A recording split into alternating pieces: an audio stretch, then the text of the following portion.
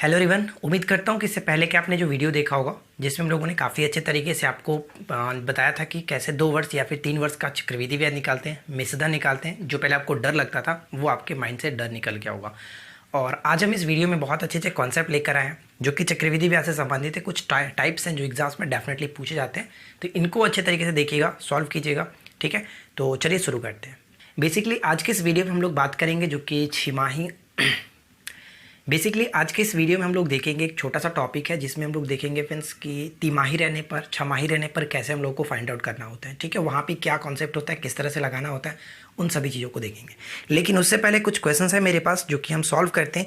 यदि एक धनराशि पर 2 वर्ष का 12% वार्षिक दर से चक्रवृद्धि ब्याज 2544 रुपया हो तो उसी दर से 2 वर्षों का साधारण ब्याज कितना होगा। देखिए यहाँ पे दोनों को कंबाइन किया गया, चक्रवृद्धि ब्याज और साधारण ब्याज दोनों को कंबाइन करके आपसे क्वेश्चंस बनाया गया।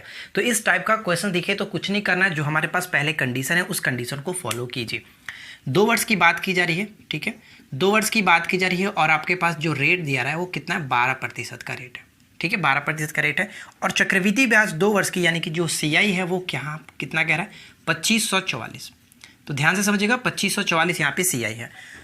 अब हम यहाँ पे अगर आपको 2 वर्ष का CI दिख रहा है तो हमने एक रूल आपको बताया था कि जब 2 वर्ष की बात की जाती है और वहाँ पे आपको चक्रवृद्धि ब्याज निकालना हो या चक्रवृद्धि ब्याज दी गई हो तो रेट को आप थोड़ा सा तोड़ लीजिए। तो मैंने आपको रेट को तोड़ने का तरीका क्या बताया था, पहले 2 से गुना करेंगे तो 12 दूनी की 24 और फिर इसका स्क्वायर कर लेंगे यानी कि 12 का स्क्वायर 144।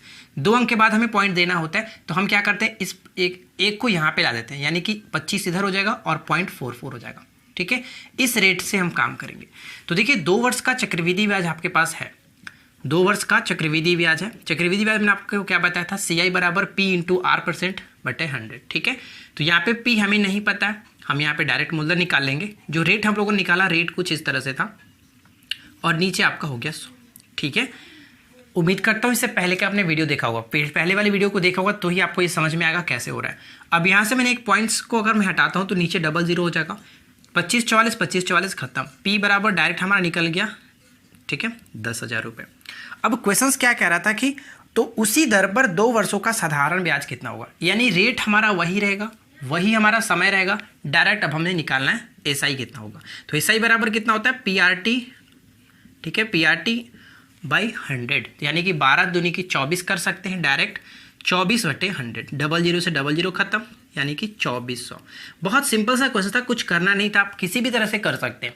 लेकिन बस मैं आपको ये समझाना चाहता था कि दोनों का कॉन्सेप्ट एक साथ अगर दिया जाए तो कैसे करते हैं। बहुत सिंपल सा क्वेश्चन है। यहाँ पे देखिए पूछा भी क्या था, SSC CGL का Tier 1 में पूछा गया था। चलिए आगे बढ़ते हैं।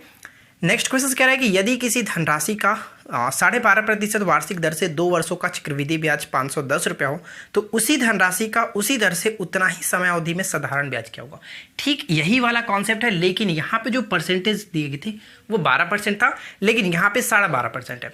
तो 12.5% देख करके शायद हो सकता है कि आपको डर लगे, लेकिन थोड़ा सा कॉन्सेप्ट हम चेंज कर पाएंगे, क्योंकि अगर 12.5% को हम यहाँ पे इस रूल को तोड़े, यहाँ पर भी 2 वर्ष की बात की जा रही है और चक्रवृद्धि ब्याज भी 510 ही है, लेकिन 12.5% पर आप इस फॉर्मूले को यहाँ पे एक्चुअली जो कॉन्सेप्ट है ये नहीं लगा पाएंगे हम लोग 12.5% पे, तो थोड़ा सा चेंज करके हमें इसको तोड़ना पड़ेगा। चलिए मैं आपको बताता हूँ कि कैसे तोड़ेंगे। रेट कितना दिया गया, 12.5%। तो 12.5% का मतलब 12 दूनी की 24/2, ठीक है, 24/2। और अगर हम परसेंटेज की बात करें तो मैं नीचे से चलो 100 लगा देता हूँ, तो कह सकते हैं कितना हो जाएगा, 25 चौका 100, 1/8%। ठीक है, और 1/8 को हम अगर इसको तोड़ें, मैंने आपको रेट बताया था तोड़ने के लिए कैसे करते हैं।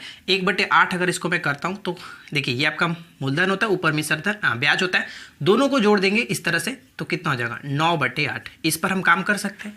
तो हम यहाँ पे क्या करते हैं कि 2 वर्ष का जो कि सबसे पहले मिश्रधन निकाल लेते हैं। तो आपको पता है मिश्रधन बराबर क्या होता है, मिश्रधन बराबर मैंने आपको बताया था कि 1 + R/100, ये आपका फॉर्मूला ही होता है।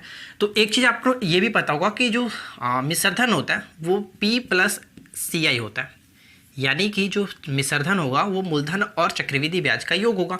लेकिन क्वेश्चंस में हमारे पास चक्रवृद्धि ब्याज दिया गया, चक्रवृद्धि ब्याज दिया गया, तो हम यहाँ पे क्या करते हैं, हम यहाँ पे A के जगह पे रख देते हैं CI + P। ठीक है, CI + P, P हो गया 1 + R/100, ऊपर में हम N रख लेते हैं। ठीक है, अब यहाँ पे देखिए CI + P, CI का वैल्यू हमारे पास कितना है क्वेश्चंस में, 510, तो मैं 510 रखता हूँ। प्लस पी हो गया, मूलधन हमें नहीं पता पी हो गया, और यहाँ पे जो रेट है रेट हम लोग टोटल काम कितना पे करेंगे 9/8। तो 9/8 में कर लेता हूँ। ऊपर में हम कितने की बात कर रहे हैं 2 वर्ष की, तो ऊपर मैं 2 रख लेता हूँ। ठीक है, यहाँ तक कोई दिक्कत नहीं।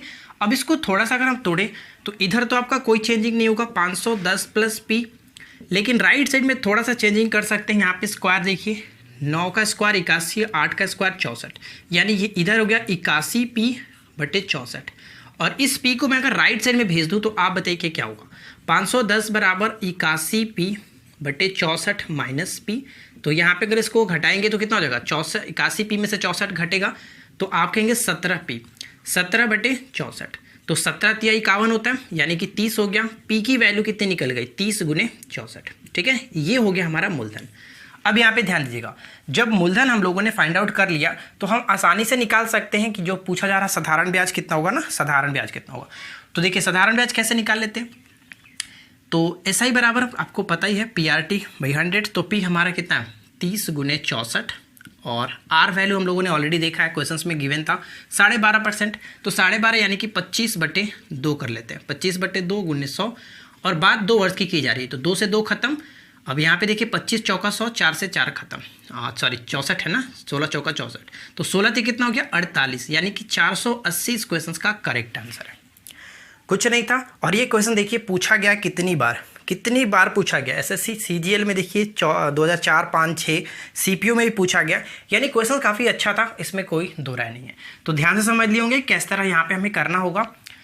मैंने यहाँ पे क्या क्या किया मैं आपको वो समझा देता हूँ। हमने बस रेट को थोड़ा सा छेड़छाड़ किया, रेट को मैंने इस तरह से कर लिया। देखिए इस तरह से मैं क्यों नहीं कर पाया, यहाँ पे जो रेट आप देख रहे हैं 12.5%, इसको हम लोग सिर्फ और सिर्फ इस तरह से रहता तो तोड़ सकते थे, लेकिन 12.5% अगर 12.5 को मैं तोड़ना चाहूँ तो थोड़ा सा दिक्कत हो सकता है, उस तरह से नहीं कर पाएंगे। इसलिए हम लोग डायरेक्ट इस एक और जो मैंने आपको मेथड बताया था कि रेट को आप इस तरह से तोड़ लीजिए और इसी रेट को हम यहाँ पे फॉलो करा सकते हैं। बात समझ में? चलिए आगे बढ़ते हैं और नेक्स्ट क्वेश्चन ट्राई करते हैं। अब ध्यान दीजिए फ्रेंड्स, नेक्स्ट क्वेश्चंस को करने से पहले मैं आपको एक छोटा सा कॉन्सेप्ट समझाता हूँ। अगर क्वेश्चंस में तिमाही बोल दे, छमाही बोल दे, तब कैसे करते हैं, वहाँ पे बस थोड़ा सा चेंजिंग करना होता है। क्वेश्चंस में अगर तिमाही की बात करती है, तिमाही, ठीक है, तिमाही, या फिर क्वेश्चंस में छमाही की बात की जाती है, अर्धवार्षिक भी कह सकते हैं, ठीक है। तो देखिए तिमाही और छमाही में रहने पर क्या हमें बस चेंज करना होता है, वहाँ पे हमें बस दर देखना है, दर और समय। देखिए तिमाही अगर दिखे तो आपको क्या है, रेट में 4 से डिवाइड करना है, क्योंकि 4×3=12 होगा, ठीक है। बस ये देखना है कैसे 4×3=12 होता है। तो रेट में आपको 4 से डिवाइड करना है, और जो समय होगा उसमें आपको 4 से गुना कर देना है, टी में 4 से गुना कर देना है, ठीक है, क्लियर। ठीक उसी तरह से अगर छमाही की बात करें तो इसमें आपको दर में क्या करना है, देखिए 6 है तो 6 दूनी की 12 होगा, यानी कि 2 से आप डिवाइड करेंगे, बस इस तरह से। और जो समय आपका होगा, जो भी आपका समय दिया रहा है या फिर जो भी आपका रेट दिया रहेगा उसमें आप 2 से डिवाइड करेंगे और समय में 2 से हम गुना कर देंगे, बस यही। 6 दूनी की 12 होता है, इसलिए यहाँ पे 2 से काम करेंगे। तिमाही यानी कि 3 चौक का 12 होता है, 4 से हम यहाँ पे काम करेंगे। ठीक इसी तरह से जो भी कहा जाए आप उसी तरह से काम कीजिएगा, कोई प्रॉब्लम नहीं है। बस ये 2 चीज़ आपको ध्यान में रखना है, ठीक है। अब बात करते हैं क्वेश्चंस पे, ताकि आपको अच्छे तरीके से क्लियरली समझ में आ जाए। क्वेश्चंस देखिए हमारे पास क्या कह रहा है कि 5000 रुपये की एक राशि को चक्रवृद्धि ब्याज की योजना में निवेश किया गया, ब्याज दर 20% है। यदि ब्याज का संयोजन अर्धवार्षिक हो, यानी कि बात छमाही की जा रही है, ठीक है, अर्धवार्षिक हो। तो बस आपने क्या देखा, अर्धवार्षिक की जब बात की जा रही है तो रेट क्वेश्चंस में कितना है 20%। तो हम यहाँ पे 2 से डिवाइड करेंगे, जो कि रेट हमारा कितना निकल जाएगा 10%। अब हम काम करेंगे 10% पे। और ब्याज का संयोजन अर्धवार्षिक हो तो 1 वर्ष के बाद बताइए कि ब्याज कितना होगा। क्वेश्चंस में जो टाइम कह रहा है वो 1 वर्ष के लिए कह रहा है, लेकिन हमें छमाही की बात करना है, यहाँ पे हम 2 से गुना कर देंगे, यानी कि टोटल हमारा जो टाइम होगा वो 2 ईयर्स की होगी, ठीक है। तो 5000 रुपये की बात की जा रही है, 5000 की राशि है और चक्रवृद्धि ब्याज पर योजना किया जा रहा है। तो चक्रवृद्धि ब्याज हमें यहाँ पे क्या करना होगा, निकालना क्या है हमें, निवेश किया गया तो ब्याज दर पर बताइए कि ब्याज का संयोजन अर्धवार्षिक हो तो 1 वर्ष के बाद ब्याज कितना होगा, यानी 1 वर्ष के बाद चक्रवृद्धि ब्याज क्या होगा। तो कहने का मतलब कि 2 वर्ष का चक्रवृद्धि ब्याज निकालना है। तो बस सिंपल सी बात है कि 2 वर्ष का चक्रवृद्धि ब्याज कैसे निकालते हैं। सिंपल सी बात है कि आपने पढ़ रखा R%/100, तो हम यहाँ पे रेट परसेंट इस पे काम कर लेते हैं क्योंकि इजी भी है। तो 10% के लिए क्या करते हैं, 10% के लिए क्या कर सकते हैं, तो पहले 10 से गुना करेंगे, तो 10 दूनी की 20 और उसका स्क्वायर कर लेंगे जो कि 100। लेकिन हमें 2 अंक के बाद ही पॉइंट देना होता है, एक एक्स्ट्रा है तो इधर इसको जोड़ देंगे, 21% पे काम करेंगे। तो बस यहाँ पे रख लेते हैं। देखिए चक्रवृद्धि ब्याज निकालना है, पी हमारे पास 5000 रुपये, तो मैं 5000 रखता हूँ और रेट कितना हो गया 21% बटे 100, 00 से 00 खत्म, 21 25 कितना हो गया 105 और 1 0, यानी कि करेक्ट आंसर हमारा आ गया 1050, जो कि ऑप्शन डी को देख सकते हैं। कुछ भी नहीं करना है, बस क्वेश्चंस को समझिए और आसानी से कीजिए। अगर क्वेश्चंस में 3 वर्ष रहे तो आप इस मेथड को लगाएंगे ही नहीं, बस 2 वर्ष के लिए रहे तब हम यहाँ पे इसको यूज करेंगे। ठीक है, बात आपने समझा।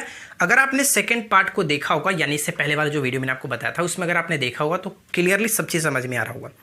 अगला प्रश्न देखिए, एक छोटा सा कॉन्सेप्ट और होता है, वो भी आपको समझा देता हूँ। एक्चुअली इसको बनाने का मेथड तो 2 होता है। तो देखिए, सबसे पहले इसको मैं थोड़ा सा साफ कर लेता हूँ ताकि मैं आपको समझा सकूँ। पहले क्वेश्चन देख लीजिए, यदि कोई धनराशि चक्रवृद्धि ब्याज पर 7 वर्षों में 2 गुना हो जाता है तो कितने वर्षों में वो 8 गुना हो जाएगा। सबसे पहले कॉन्सेप्ट अगर हम समझना चाहें तो मैं आपको पहले साफ करूंगा तो समझूंगा, लेकिन इस क्वेश्चन को ट्रिकी मेथड से सॉल्व करना होगा तो कैसे करते हैं वो समझ लीजिए, क्योंकि यहाँ पे जगह है तो मैं कर लेता हूँ। ट्रिकी मेथड से करना होगा तो 7 वर्षों में 2 गुना, ध्यान से समझिएगा, 7 ईयर्स में कितना होता है 2 गुना। तो क्वेश्चन में कह रहे हैं कि कितने वर्ष में, हम मानते हैं कि n ईयर्स में, जो कि 8 गुना होगा। 8 गुना अगर दिख रहा है तो इसको हम 2 के पावर में तोड़ लेंगे, 2 के फॉर्म में तोड़ लीजिए। ठीक है, क्योंकि पहले का 2 गुना था जिसमें हम 2 के फॉर्म में तोड़े, तो बस 7 या 21 वर्ष, ऊपर का जो आप क्यूब देखते हैं इसको पहले वाले वर्ष के साथ गुना कर लीजिए, 21 वर्ष इस क्वेश्चन का करेक्ट आंसर है। ठीक है, ठीक है। और इसी तरह से क्वेश्चन में उसको भी करता हूँ, उसके बाद हम लोग कॉन्सेप्ट जो होता है उसको समझ लेते हैं। कोई धनराशि चक्रवृद्धि ब्याज पर 5 वर्षों में 2 गुना होता है। देखिए, 5 ईयर्स में 2 गुना हो जाते हैं। क्वेश्चन कह रहा है कि कितने वर्ष में, यानी n वर्ष में कितना 8 गुना हो जाएगा। 8 गुना का मतलब 2 के पावर 3 कर लेंगे और 5 3 15, बस कुछ नहीं कर रहे हैं। तो आई होप कि समझ में आ गया होगा ट्रिकी मेथड से कैसे करते हैं। लेकिन अब बात करते हैं इसको, अगर हम जो कॉन्सेप्ट क्या है उस तरह से अगर समझना चाहें तो कैसे करते हैं। तो उसके लिए मैं थोड़ा सा इसको साफ करता हूँ ताकि मैं आपको अच्छे तरीके से क्लियरली समझा सकूँ। देखिए, बात करते हैं पहले वाले क्वेश्चंस के ही कि अगर कोई धनराशि चक्रवृद्धि ब्याज पर 7 वर्षों में 2 गुना हो जाता है। देखिए, 2 गुना हो जाने का मतलब, कहने का मतलब कि मिश्रधन की बात की जाए कि 2 गुना हो जाता है, तो हम ये मानते हैं कि पहले हमारा क्या है, जो इस तरह से कि मिश्रधन वाला फॉर्मूला क्या होता है, A बराबर P into 1 plus R upon में 100 बाई ऊपर में आपका n होता है। तो बस हम यहाँ पे करते हैं कि अगर पहले हमारा मूलधन P था तो वो 2P हो जाएगा, 2 गुना हो जाता है कितने वर्षों में, तो यहाँ पे 1 प्लस R बाई 100 कितने वर्षों में, क्वेश्चंस में कह रहा है 2 वर्षों में ना, 7 वर्षों में, 7 वर्षों में। ये हम मानते हैं कि पहला हमारा इक्वेशंस बन जाता है इस तरह से, फर्स्ट इक्वेशन से। आगे क्वेश्चंस में कह रहा है कि तो बताइए कि कितने वर्षों में 8 गुनी हो जाएगी। तो 8 गुनी हो जाएगी, पहले हमारा P था, अब उसका 8 गुना हो जाएगा कितने वर्षों में, तो 1 प्लस R बाई ऊपर हम ले लेते हैं n। नहीं पता है कि कितने वर्षों में हो जाएगा, ऊपर हम n रखते हैं। अब इसको मैं अगर देखिए, ये तो आपका काम खत्म ही हो गया, ये इसका काम खत्म। अगर मैं इसको 8 के पावर में 3 कर दूँ, कोई दिक्कत है? कोई दिक्कत नहीं। राइट साइड में 1 प्लस R, नीचे आपका 100, ऊपर में n। ठीक है, कोई दिक्कत नहीं। चलो इसको इक्वेशंस को भी हटाते हैं, इसको इक्वेशन नहीं मानते, ध्यान से समझिएगा। अगर मैं इस 3 को राइट साइड में भेज दूँ तो कहेंगे कि आप क्या हुआ, इधर 2 हो जाएगा, 1 प्लस R और इसके नीचे 100, और उधर से देखिए पावर से अब 3 हटेगा तो उसके नीचे क्या होगा, बट्टे में 3 चला जाएगा। ठीक है, इस तरह से। अब यहाँ पे देखिए कि दोनों तरफ LHS क्या है कि इक्वल हो गया, इधर भी 2 है इधर भी है। जब LHS इक्वल तो RHS को भी इक्वल कर लेते हैं। RHS इक्वल करने का मतलब कि ये दोनों आपस में इक्वल हो जाएगा, यानी कि 1 प्लस R बाई 100 के पावर में 7, और राइट साइड में 1 प्लस R बाई 100 के पावर में n बाई 3। ठीक है, अब आप ये बताइए कि जब आधार सेम है तो पावर भी इक्वल होगा, दोनों का बेस सेम है तो पावर भी इक्वल होगा। पावर इक्वल मतलब 7 बराबर n बाई 3, और n का मतलब हो जाएगा 7 या 21। देखिए यहाँ पर 21 आया था। ठीक उसी तरह से आप इस क्वेश्चन को भी कर लेंगे, कोई प्रॉब्लम नहीं है, कोई दिक्कत आपको नहीं होगी। क्वेश्चन आपका यही था कि यदि कोई धनराशि चक्रवृद्धि ब्याज पर 5 वर्षों में 2 गुना हो जाता है, तो यहाँ पे 2 गुना इसी तरह से रखेंगे, यहाँ पे सिर्फ 5 हो जाएगा।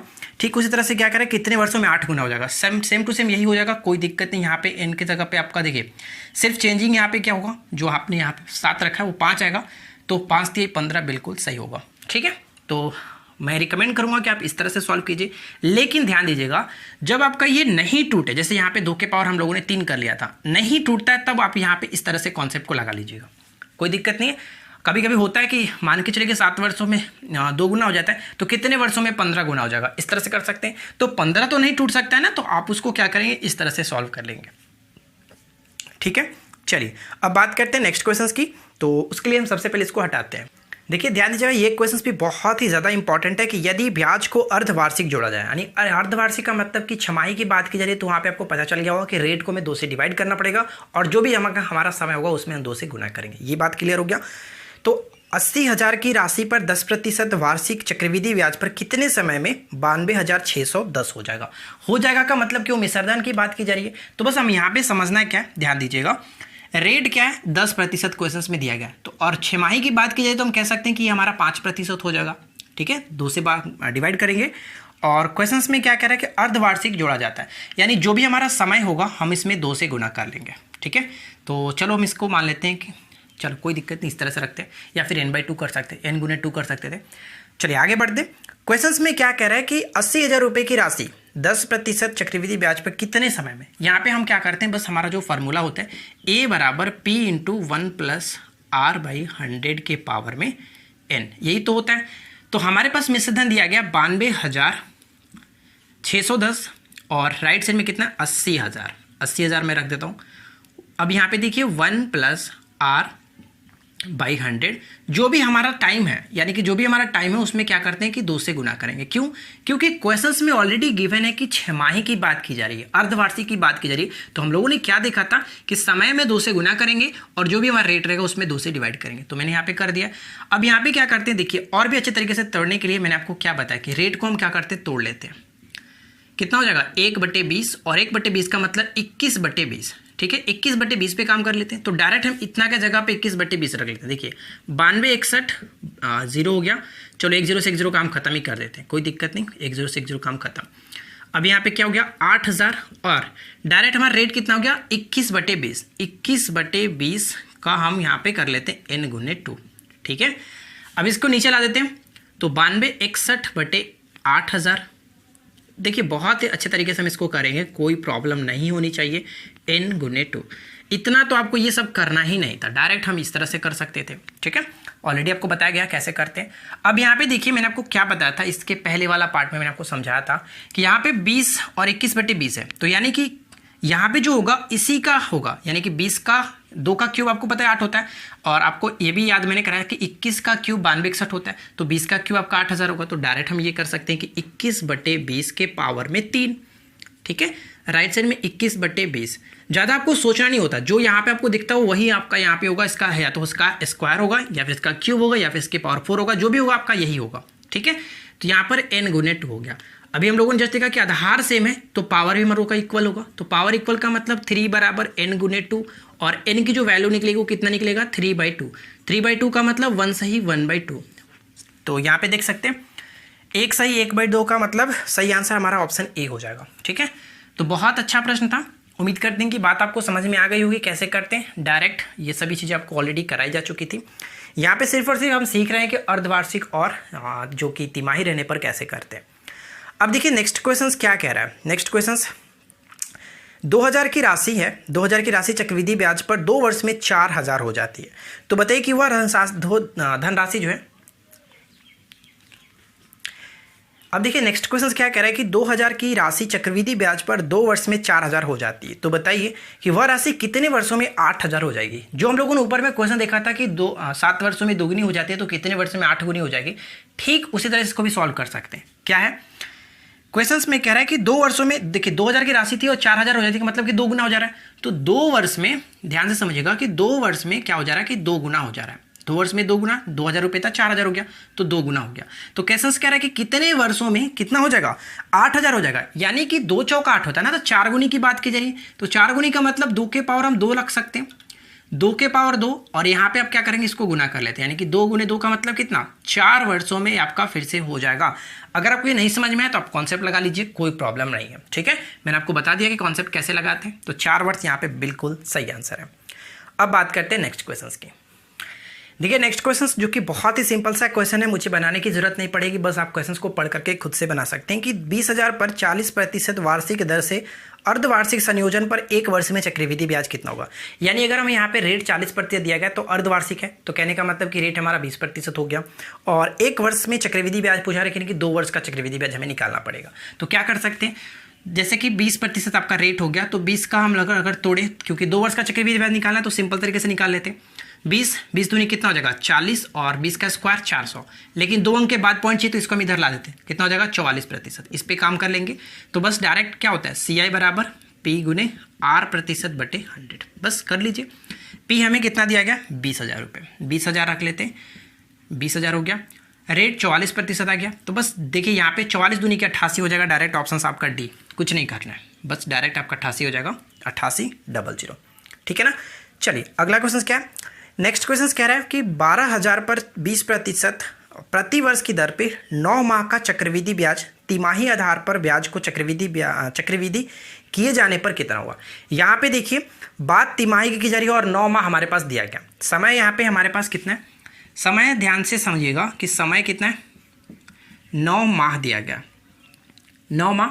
और बात तिमाही की जा रही है तो यानी कि तिमाही मैंने आपको क्या बताया, तिमाही रहने पर 3 चौका 12 यानी कि 4 से काम करना पड़ेगा। तो हम यहाँ पे डायरेक्ट 4 से गुना करेंगे क्योंकि समय में गुना होता है और रेट में डिवाइड होता है। तो 3 9 चौका कितना होगा 36, 36 माह का मतलब हम कह सकते हैं कितना 12 तिहाई 36। तो 3 साल की बात की जा रही है, 3 साल आ गया। अब हमें काम करना होगा 3 साल पे। ठीक है।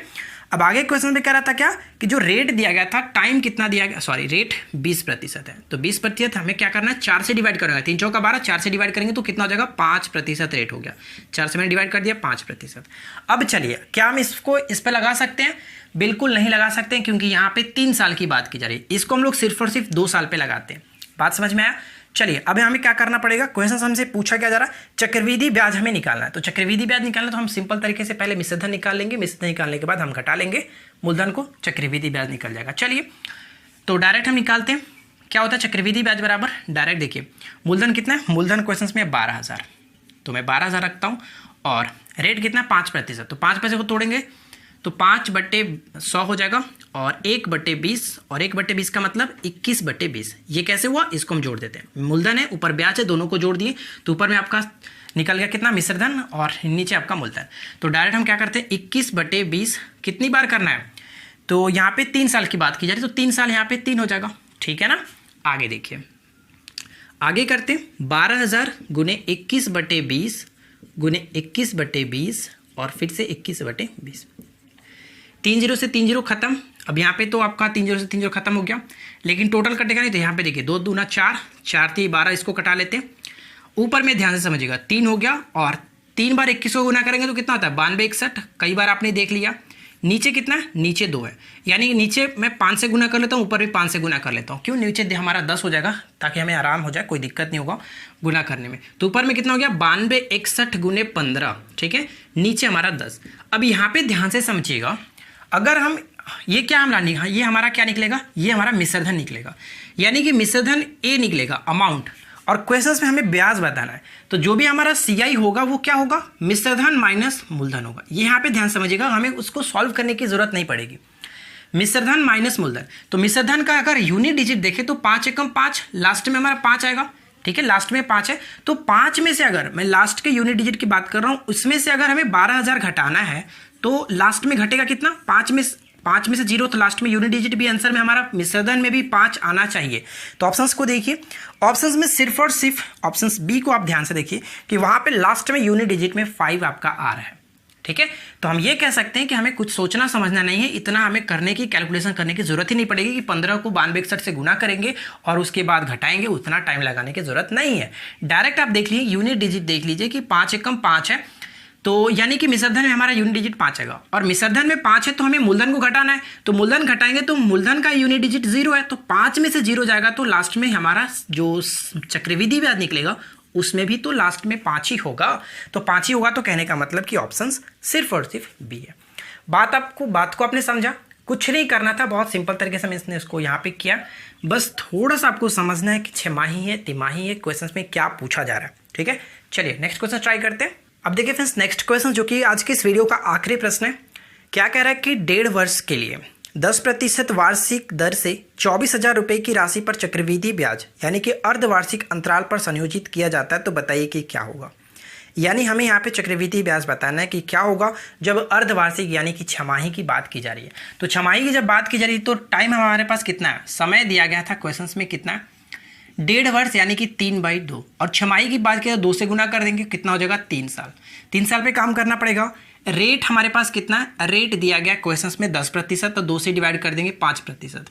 बस कुछ भी नहीं करना है। 20 यहाँ पे देखिए 3 वर्ष की बात की जाए, 3 वर्ष का चक्रवृद्धि ब्याज हमें निकालना पड़ेगा, तो सबसे पहले 3 वर्ष का मिश्रधन निकाल लेते हैं।